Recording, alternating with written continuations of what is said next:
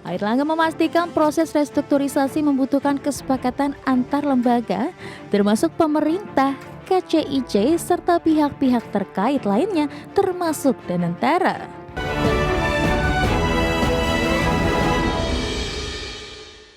Pemerintah memastikan restrukturisasi utang proyek kereta cepat Jakarta-Bandung masih belum menemui titik terang. Menko Bidang Perekonomian Erlangga Hartarto memastikan proses restrukturisasi membutuhkan kesepakatan antar lembaga.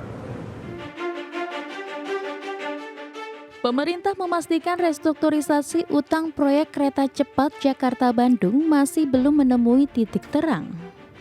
Menko Perekonomian Erlangga Hartarto menegaskan hingga saat ini prosesnya belum mencapai keputusan final.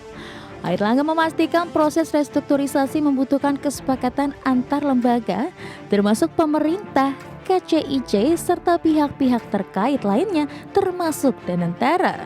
Terkait pertemuan dengan pihak KCIC, Erlangga menolak merinci lebih jauh isi diskusi tersebut dan hanya menyebutkan seluruh agenda masih dalam proses pendalaman. KCIC pertemuan teknis. Masalah restrukturisasi itu atau gimana? Teknis belum selesai pembahasan. Ya. Pak, tapi untuk KCIC apakah udah ada opsi-opsi yang mengerucut Pak terkait dengan masalah utang Pak? Pembahasan belum selesai. Ya. Sebelumnya pihak pengelola kereta cepat Jakarta-Bandung atau KCIC sempat menyambangi kantor Kemenko Perekonomian pada Senin siang. Kedatangan pihak KCIC tersebut ditenggarai untuk membahas perkembangan restrukturisasi utang kereta cepat Wush. Dari Jakarta, Raharjo Patmo, IDX Channel.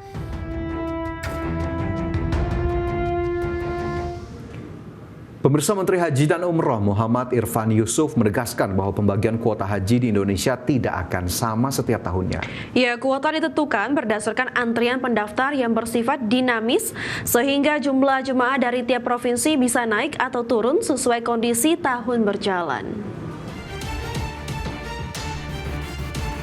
Menteri Haji dan Umroh Muhammad Irfan Yusuf menegaskan bahwa pembagian kuota haji di Indonesia tidak akan sama setiap tahunnya. Kuota ditentukan berdasarkan antrian pendaftaran yang bersifat dinamis sehingga jumlah jemaah dari tiap provinsi bisa naik atau turun sesuai kondisi tahun berjalan. Gus Irfan menjelaskan bahwa sistem pembagian kuota haji mengikuti ketentuan undang-undang. Ia mencontohkan jemaah asal Jawa Barat yang berangkat tahun ini merupakan pendaftar sejak 2013-2014, sementara jemaah Jawa Timur berasal dari pendaftaran tahun 2011 sampai 2012. Hal ini menunjukkan bahwa kuota tidak bersifat tetap. Melalui alur pemeriksaan yang ketat dan sistematis ini, diharapkan seluruh jemaah yang berangkat ke Tanah Suci berada dalam kondisi kesehatan yang optimal dan mampu melaksanakan ibadah haji secara aman, lancar, dan sesuai syariat.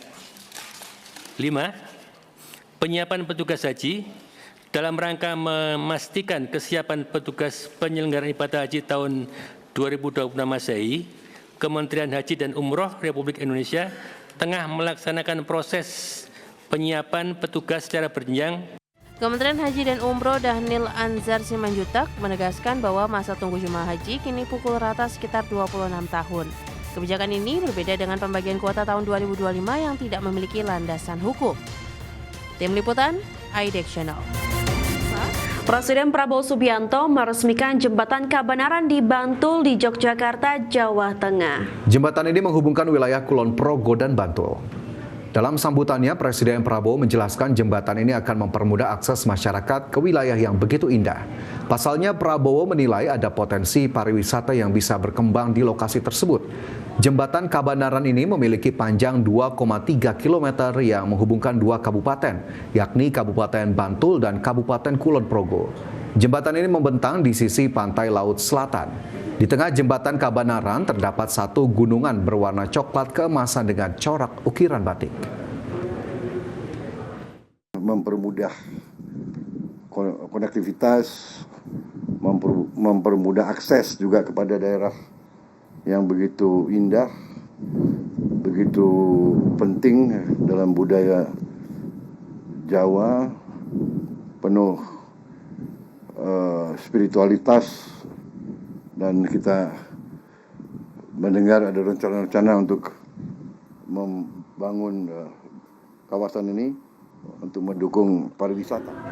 Menteri Perhubungan Dudi Purwagandi mencatat realisasi anggaran Kementerian Perhubungan untuk tahun anggaran per 17 November 2025 telah mencapai 65,52% dari pagu.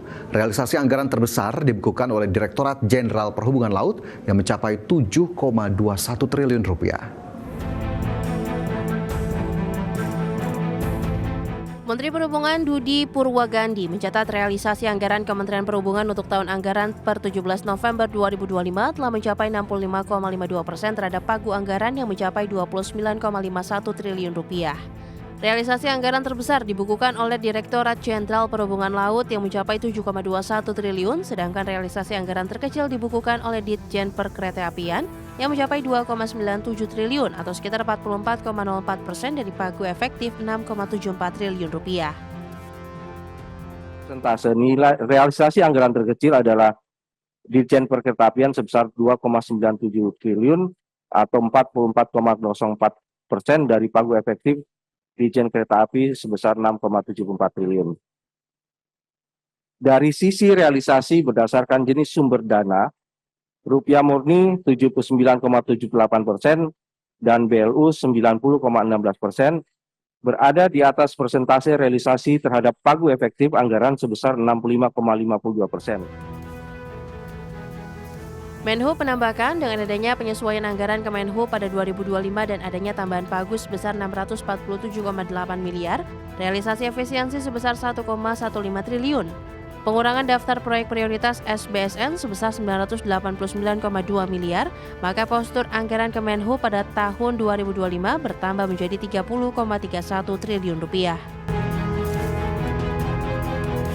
Tim Liputan, IDX Channel.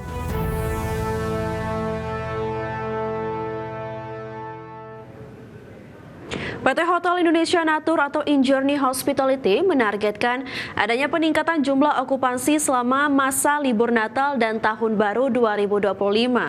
Peningkatan okupansi terbesar diprediksi akan terjadi di hotel yang dikelola di wilayah Bali dan Jawa. PT Hotel Indonesia Natur atau InJourney Hospitality telah mempersiapkan 36 hotel yang dikelolanya di seluruh Indonesia untuk menyambut masa liburan Natal dan Tahun Baru 2026. Guna meningkatkan jumlah okupansi, berbagai acara menarik pun akan digelar di seluruh hotel yang dikelola InJourney Hospitality. Direktur Utama InJourney Hospitality Christine Huta Barat optimistis tingkat okupansi rata-rata seluruh hotel yang dikelola InJourney Hospitality tumbuh 3% dibandingkan tahun lalu. Peningkatan okupansi terbesar akan terjadi di hotel yang dikelolanya di wilayah Bali dan Jawa. Kalau untuk occupancy ini kita akan ada kenaikan kurang lebih di angka 3% ya dibandingkan dengan tahun lalu. Jadi kita harapkan dari proyeksi yang kita lakukan ini kita bisa di angka 78% untuk tahun ini. Ini seiring dengan ekonomi yang terus membaik saat ini dan kami harapkan juga kita bisa memberikan hal-hal yang sangat luar biasa pada acara Natal dan Tahun Baru tahun ini. Selain gelaran acara di setiap hotel, InJourney Hospitality pun telah melakukan kolaborasi dengan seluruh anggota InJourney Group dalam menyajikan paket bundling terhadap hotel-hotel BUMN seperti dengan penjemputan tiba di bandara dan program diskon belanja di Sarina. Dari Jakarta, Ricky Anwardi, IDX Channel.